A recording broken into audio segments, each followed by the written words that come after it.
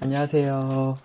단백질의 구조와 기능에 대해서 발표할 국민대학교 20학번 정도균입니다.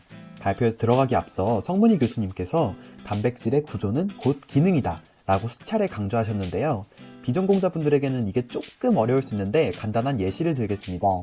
여기 자전거가 있습니다. 자전거의 바퀴를 자세히 보면 둥근 구조입니다. 이를 보고 바퀴는 땅바닥에 굴러가는 기능을 한다고 유추할 수 있습니다. 구조를 보고 기능을 알 수 있다는 것이죠. 단백질도 마찬가지입니다. 구조를 보면 기능을 알 수 있습니다. 구조가 곧 기능이라는 말이 무엇인지 알았다면 발표 본격적으로 들어가겠습니다. 우선 먼저 저의 주제 단백질인 글루카곤과 수용체의 구조에 대해서 살펴보겠습니다. 구조가 곧 기능이라고 했죠. 글루카곤 단백질의 기능에 대해서 알아보겠습니다. 마지막으로 단백질 구조 예측 방법에 대해서 알아본 후 발표 마치겠습니다.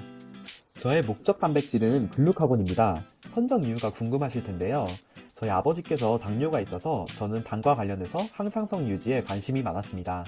관심이 가던 약의 단백질 구조를 보고 이가 신체에서 어떻게 기능하는지 구조적으로 알고 싶어서 글루카곤을 고르게 되었습니다. 그렇다면 글루카곤의 구조에 대해서 알아볼까요? 글루카곤은 29개의 아미노산으로 구성된 펩티드계 호르몬이며 분자량은 3485달톤입니다. 이렇게 사진을 보면 아시겠지만 그렇게 큰 사이즈의 단백질은 아닙니다. 또한 2차 구조로 알파나선 하나만 존재한다는 것을 알 수 있습니다. 이거 하나만 보면 재미가 없죠. 글루카곤이 결합하는 수용체 단백질도 확인해 보겠습니다.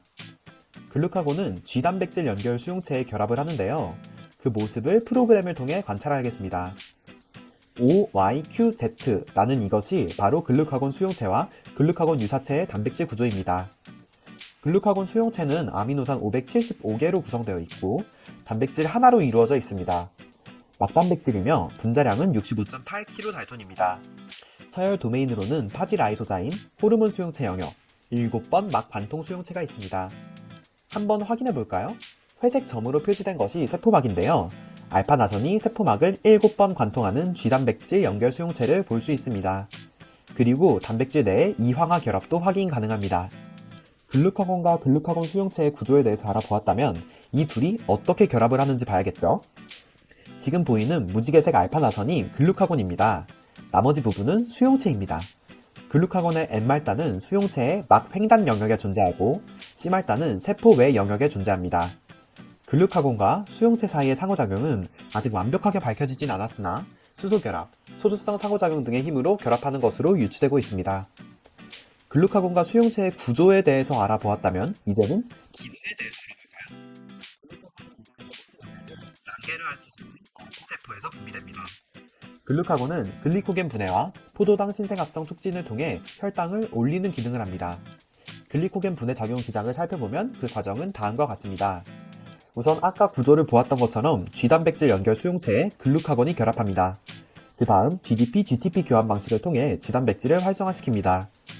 활성화된 G단백질이 아데닐산 고리화 효소를 활성화시켜 CAMP 생산을 늘리고 이것이 단백질 인산화 효소 A, 가인산 분해 효소 인산화 효소, 글리코겐 가인산 분해 효소 B를 인산화 연쇄 반응시킵니다. 위의 과정을 통해 활성화된 글리코겐 인산화 효소 A가 글리코겐으로부터 포도당 1인산 형태로 포도당을 방출하게 만들어서 혈당을 높입니다.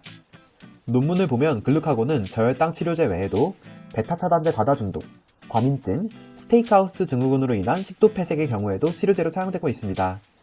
지금까지 단백질의 구조와 기능에 대해서 알아보았다면 이제는 구조를 예측하는 방법에 대해서 알아보겠습니다.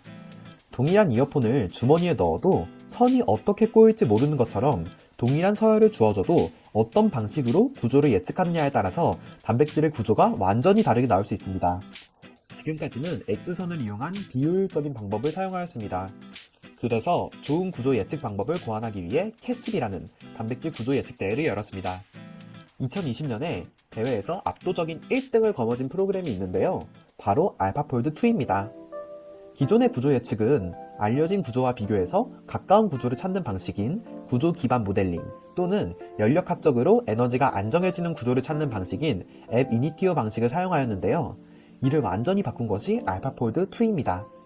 눈치 빠른 분들은 아셨겠지만 알파고 할 때 알파입니다. 인공지능을 활용한 기술이죠. 과학자들이 유전 정보와 단백질 구조 사이의 빅데이터를 학습시켜서 이 둘 사이의 패턴을 인공지능이 알아서 스스로 파악하게 하는 방법입니다.